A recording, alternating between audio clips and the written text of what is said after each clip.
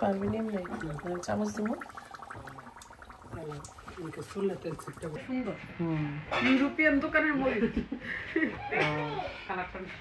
আমি কেন যেন ছোট মাছ আমার আমি ক্লিন করতে আমার সময় লাগে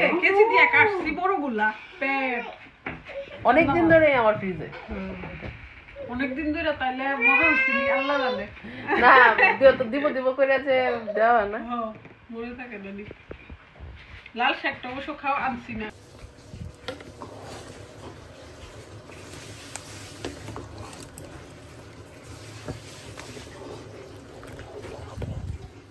কিচ্ছু দেয়নি এখনো জাস্ট পানি উঠছে সকাল সকাল ওনাদের স্কুলে যাওয়ার সময় ওনাটাকে একটু চিরস দিয়ে দিই সবাই খাবে মানহা রাফান রিয়ান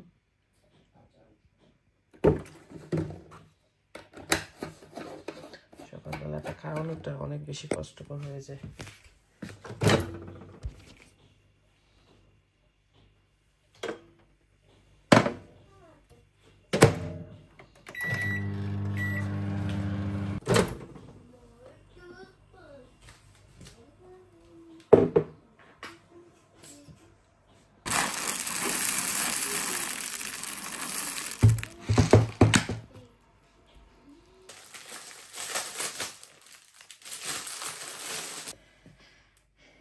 আর একটু কফি করে নেব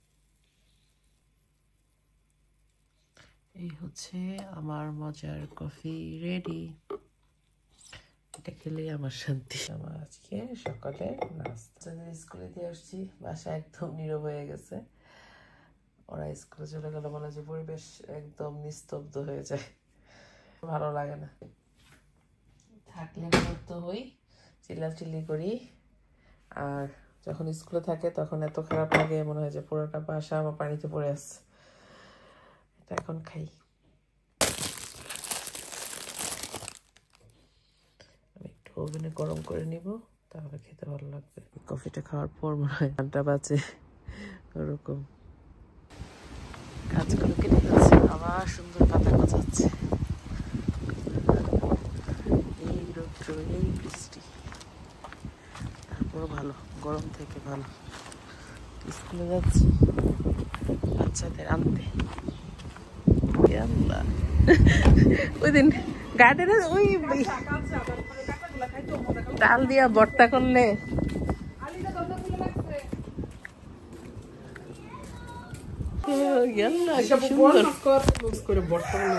হ্যাঁ সবাই মিলে খাওয়া যেত কি সুন্দর গাছ কি অনেক বড়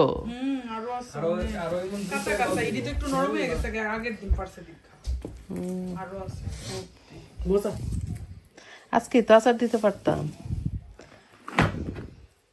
এই ফলটার নাম হচ্ছে প্লাম এই ফলটার গাছ যে গাছগুলো লাল পাতা সিঙ্গারা বানাবো সিঙ্গারা ক্যান্সেল আচার বানাই আসলে মজা লাগবে পারা যায় না আসলে আর এই ফলগুলা পাঠাইছি রিমি তো ওর গার্ডেনে এই গাছটা আছে তো অনেক হয়েছে তো পাঠালো আর কি তো আমি লন্ডনে আসার পর একবার এই প্লামগুলার আচার বানাইছিলাম আবার ডাল রান্না করছিলাম সেটাও খুব মজা হয়েছিল আর খালি খালি লবণ মরিচ দিয়ে খেতো মানে অ্যাজ লাইক বড়ই আমরা যেভাবে খাই ঠিক সেভাবে এটা সব কিছু বড়ই দিয়ে যা যা করা যায় আর কি এটা দিয়েও সেম সব কিছু ওইগুলাই করা যায় তো আমি বড়ির যে আচারটা বানাই যেভাবে আমরা নর্মাল ভাষায় মনে হয় এটাকে লাগার বলে বড়ির লাগার ওরকম ভাবে এটা করছি। এর আগে ওরকম ভাবে জাস্ট একটা বড় হাঁড়িতে বসিয়ে দিয়েছি, আর কিছু দেইনি। লাল মরিচের গুঁড়ো দিয়েছি, লবণ দিলাম একটু,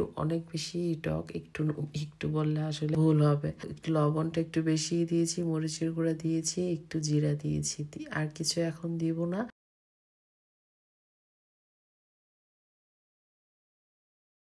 তারপর হচ্ছে আমি আমার বাসায় ফোড়নের গুঁড়াটা ছিল, মানে ওই গুঁড়াটা দিয়েছি নেই। আর চিনি তো প্রায় 1-1.5 কেজি, 2 কেজির কাছাকাছি লাগছে। 1 কেজি ফুল দিয়ে দিছি, তারপরে আবার আনিয়ে আবার দিতে হয়েছে, এত চিনি লাগছে। তো আমার অপর পাশে ওটা থেকে অনেক বেশি আচার থেকে পানি বের হচ্ছিল, তো আচারটা বসা। এমনিতেই আজকে আমি ভাবছিলাম যে একটু সিঙ্গারা বানাবো, আসলে আমার ননদদের আসার কথা ছিল না, জাস্ট হঠাৎ করেই ওই যে জাস্ট প্লামগুলো আমাকে দিতে আসছিল। আমি আবার বলছি চলে যাবে কেন, বস একটু গল্প আড্ডা করি, খাওয়া দাওয়া করে তারপর যাস। তো বানালাম সিঙ্গারার ডো, রেডি করে রাখলাম, জাস্ট একটু লবণ, কালো জিরা, তেল, পানি। সিঙ্গারাটা একটু তেলটা বেশি দিতে হয়। আর এদিকে আমরা সবাই গল্প, একসাথে হলে তো খাওয়া দাওয়া গল্প এগুলাই চলে আসলে। খাও মুরগি, মুরগির বাচ্চা, তার সাথে আবার হয়ে গেছে। শেষ তো যে বাবার ভুলে দেবো মামি, অত কৃপণ এত কৃপণ মামি। আলিসের জিজারাটা দেখলাম না, আর ইশালের আবার জিজারটা আছে সব পাঁচজন থাকে। আলিসের দেখছি না, চল করছো না না ইশালের টেশাল মনে সিকন ছিল, একটু সফট আছে।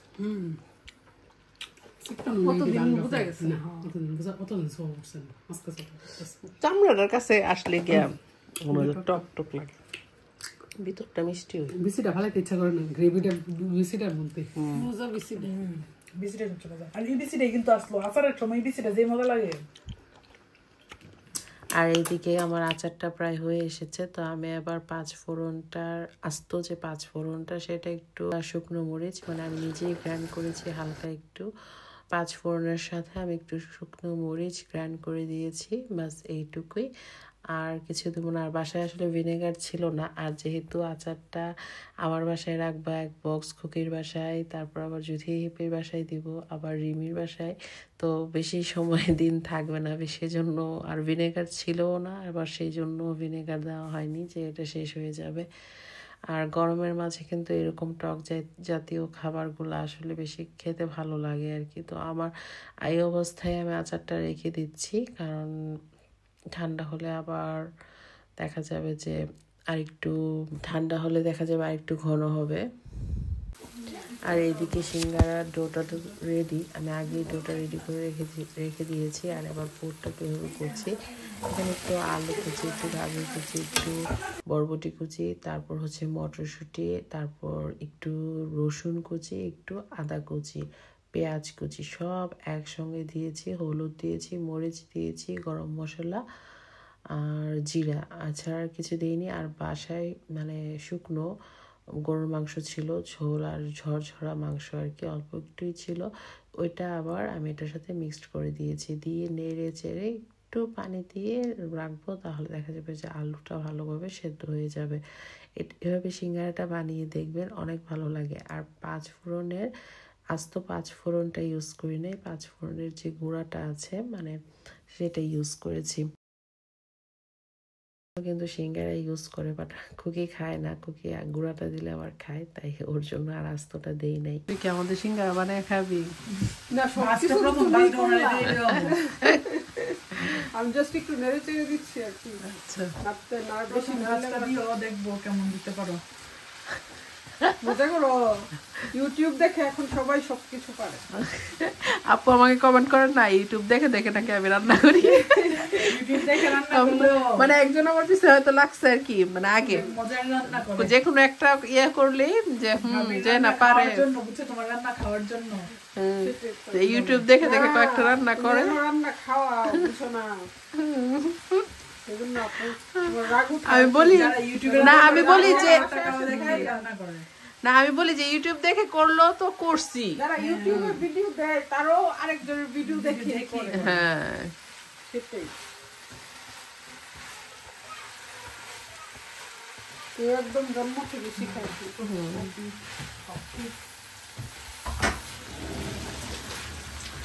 এখন জাস্ট কাঁচামরিচ, ধনিয়া পাতা, হ্যাঁ টুকটুক করে হ্যাঁ কেটে দিতেছি। শেষে কাঁচামরিচ, ধনিয়া পাতা, 5 ফোড়ন, বাস এইটুকুই। এভাবে পোর্কটা বানিয়ে দেখবেন, অনেক টেস্টি হয়।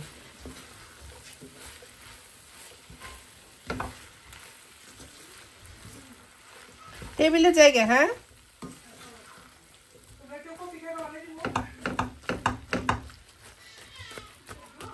আসলে ঘরটা এত ভাবে ক্লিপ নেওয়া হয় না, আমি ভুলে গেছি। অনেকগুলো সিঙ্গারাই বানাইছিলাম, আর কিছু ফ্রোজেন করে ফেলছি, আর বাকিগুলা ভেজে নিচ্ছি সবার জন্য হয়।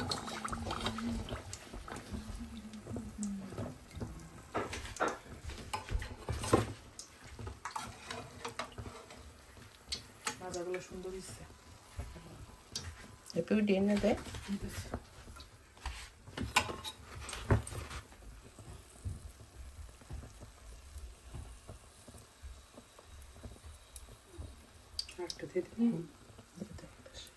আস্তে আস্তে।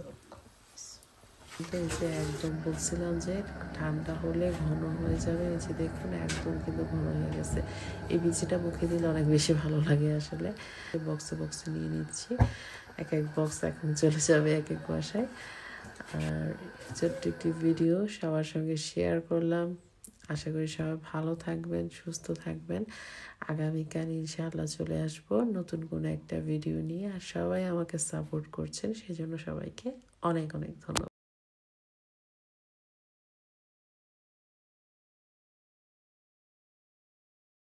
বাচ্চা বাচ্চা না মাশাআল্লাহ 1 বছর হয়ে যাবে না, এখন সবই খেতে পারবে। বাচ্চা টেস্ট করতেছে দুইটাই কোনটা খাওয়া যায়। ছোটবেলা থেকে খালি